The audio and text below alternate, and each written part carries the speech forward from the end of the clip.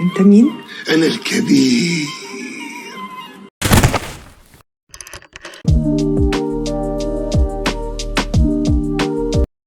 تعرف ارثر كونان دويل؟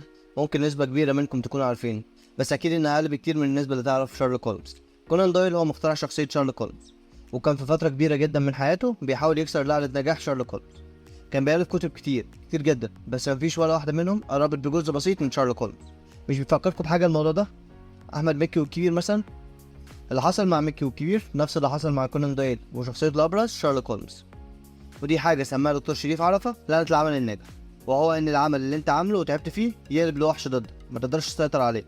على فكرة اللعنة دي موتت فنانين كتير بقوا يعملوا نفس الدور في اكتر من فيلم، بس احنا حاليا بنتكلم عن مكي ومحاولته الابرز خلصانة بالشياكة، واللي ما قدرش تتخطى الوحش. شكشوكة؟ وي شكشوكة؟ فتت موزة.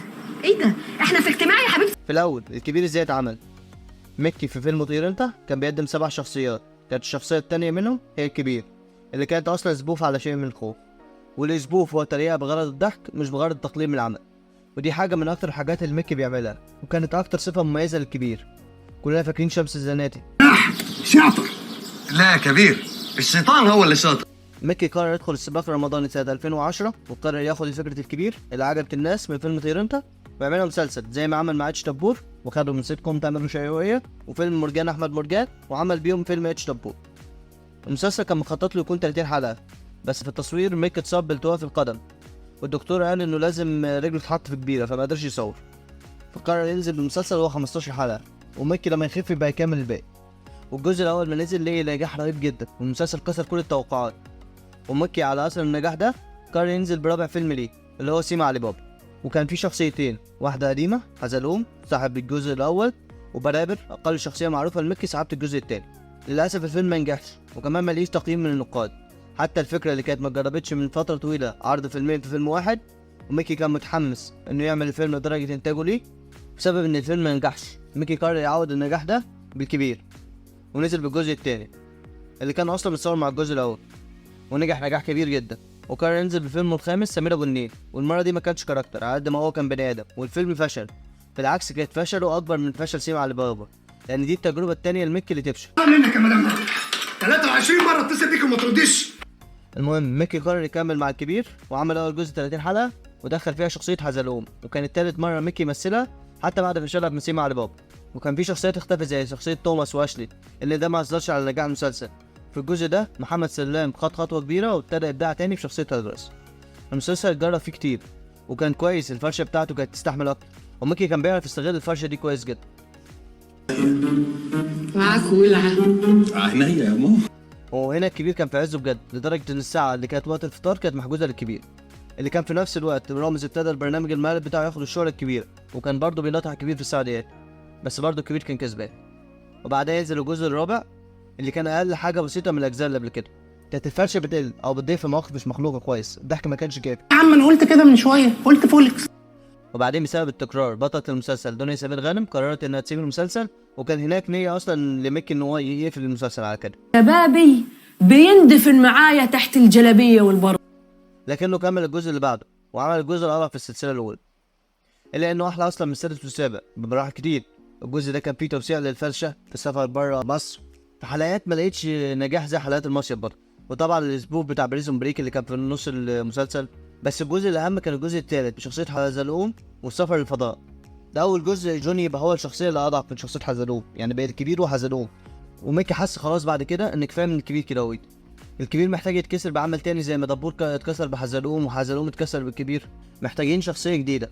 علي طبعا ما ردش عليا زي ما حضرتك بتسقع لي وما بتردش عليا بالتليفون. لا يا راجل الواحد بيبقى ماشي يا عم. ميكي بعد 2015 بعد خلص الجزء الخامس من الكبير حصلت له وعكه صحيه ما كانتش مخليه قادر يقوم من السرير، ما كانش قادر يشرب بقه ميه بسبب تبادل ازاز ميه في مكان كان بيتدرب فيه، بس الحمد لله ميكي خف وبقى بخير، وقرر يعمل العمل اللي هيرجعه للناس تاني. وفي الوقت ده حصل الانفصال بين الثلاثي هشام وفهمي وشيكو، وهشام وشيكو كانوا لوحدهم، وفهمي قرر يتعاون مع اكرم حسني، فهشام وشيكو قرروا يتعاونوا مع ميكي ويعملوا خلصانه بالشيك. Come with me. Come with me. Everybody. خلصانه بالشيك المسلسل ده نفسه اتعمل باوبننج اروع اوبننج في المسلسلات في الوقت ده. احمد امين ونسرين امين كانوا في بدايه المسلسل بطريقه جميله جدا، والملابس والاكسسوارات اللي كانت موجوده كانوا جامدين جدا، وكان ساعتها احمد امين لسه ما عملش الوصيه، كان لسه بيعمل بس البرنامج بتاعه البلاتو، الا ان القبول بتاعه كان عالي جدا، وده علق اصلا من الاوبننج نفسه. فكره المسلسل عباره عن ايه؟ عباره عن ان ست وراجل اتخانقوا بسبب ان الراجل مؤمن في البيت، اللي هي اصلا مشاكل كل الرجاله ومشاكل كل البيوت الزوجيه. المهم الخناقه وسعت جدا لدرجه ان الرجاله مسكت في الستات وقامت حروب بين الطرفين. أممت لجروب الرجال. انتوا مغيبين. وبعدها بكام سنه الرجاله قلت والستات قلت، فقرروا يعملوا ودة مع بعض. الفكره جميله من بره، بس ايه اللي بوظها؟ لو انت شفت المسلسل هتلاحظ عمل المط بشكل واضح. يعني في الحلقه الواحده نغير الاشخاص ونعيد نفس النكته. لو انت ابتديت المسلسل من النص محتاج تعرف الاشخاص ومش هتفرق معاك، ممكن ما تكملش بسبب تكرار. ما تصش النكت، الاحداث نفسها اللي هو غير الكلام وحاجه اخلي نفس الحدث يحصل.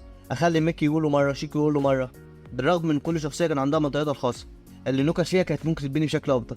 عامل المط ده هتلاحظه في قله الاحداث، يعني هم عملوا ودنا في اول حلقتين وبيحاولوا يتعرفوا على بعض في 25 حلقه. المسلسلات الطويله بتحتاج حشو، بس الحشو كان بزياده جدا في الوقت ده. انت لو اتفرجت على المسلسل في اول حلقتين واخر حلقتين هتعرف ان الشخصيات اتغيرت جدا على النقيض بتاعها، بس التحول حصل ببطء شديد. حتى الحلقتين الاخرانيين اللي كان فيهم احداث كانوا ممكن يخلصوا في حلقه واحده، وكانت هتبقى حلقه قصيره كمان. صناع المسلسل كانوا فاهمين ان المسلسل 30 حلقه كتير عليك، فكانوا بيحطوا حلقات زياده. من ضمن الحلقات دياتي كانت حلقه المهرجانات اللي كانت جميله جدا. حلقه المهرجانات كان فيها مط، بس المط بتاعها كان بيبقى فيه نكت. يعني المط بتاعها لو شلته مش هتحس بحاجه، بس لو حطيته تحت، اللي هو لو كنت انت عملت كده مع المسلسل كان حلو جدا. اللي هو انت لو ما عندكش مثلا قصه، طب حط لي نكت، تمثيل، اي حاجه تشد او تشيل الفراغ الكتابي اللي انت سايبه ده.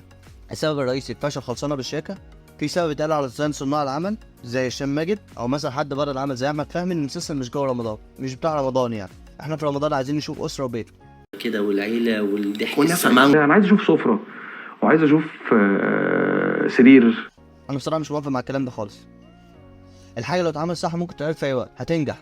مثلا مسلسل رمضان كريم كان بيتكلم عن رمضان، ما نجحش في رمضان، نجح بعدين. مسلسلات يوسف الشريف مش اسره، افكار جديده وبتلاقي النجاح الكبير. خلصانه كان سوء تنفيذ في المستوى الاول، وكان وقت الكتابه في المستوى الثاني، بالرغم ان فريق الكتابه من سنتين كان عامل لهفه واحد من انجح الاعمال الفنيه اللي كان اصلا بنفس الكبير. وفي نفس السنه عمل هربانه منها مع ياسمين عبد العزيز وكان ناجح برضه. حتى المخرج اللي هو كان مخرج المنافس للمسلسل الكبير، يعني عوامل كتير حلوه، العوامل شكلها من بره حلو، بس سوء التنفيذ رمى كل ده في الارض. في النهايه سبب رئيس الفشل مكي او انه مش عارف يخطط وحش، ان هو اصلا لسه ماليش الشخصيه الكويسه، الشخصيه زي حزلوم اللي يقدر يكتسح بقى شلبوت. واحنا على قد حبنا الكبير لمكي فاكيد نفسنا الممثل ده يتخطى المرحله دي وينزل بالفكره الجديده زي ما هو عودنا اصلا، بس اكيد يكون اتعلم من سوء التنفيذ وكتر التجارب مش هيكون في صالحه. في الاخر الاسد اللي وصل لنهايه الفيديو، لايك شير سبسكرايب، وممكن تشوف الفيديوهات اللي فاتت.